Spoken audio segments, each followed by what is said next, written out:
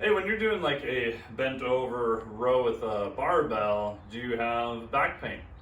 If you do, I'll give you a suggestion you can do that's better.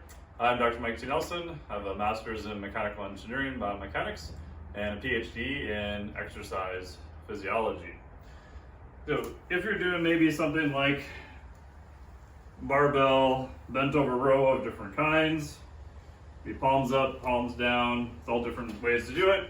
It's not necessarily a bad exercise, but what can happen is you have a heavier load, and then from the side, you're having your low back is a lot of times going to be in what's called a little bit more of extension, and then you have to transfer all of the load.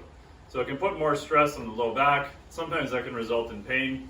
Again, it doesn't mean it's a bad exercise, but if you're having pain from it, then I'll show you an alternative to do instead, which would be a one-arm dumbbell row.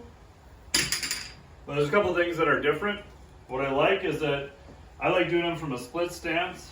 I don't like having one knee up on the bench. I just think that's too unstable and doesn't make sense.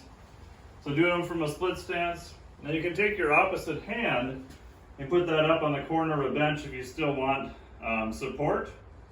And then I like starting all the way at the bottom. So at this bottom position, I like my scapula to come all the way down. Your shoulder blade should come all the way down. It shouldn't stay in that position. So as I'm rowing, I'm going all the way back, and then I'm stopping here, I'm actually letting it come all the way down. The cue I like to use is bring your elbow into your back pocket.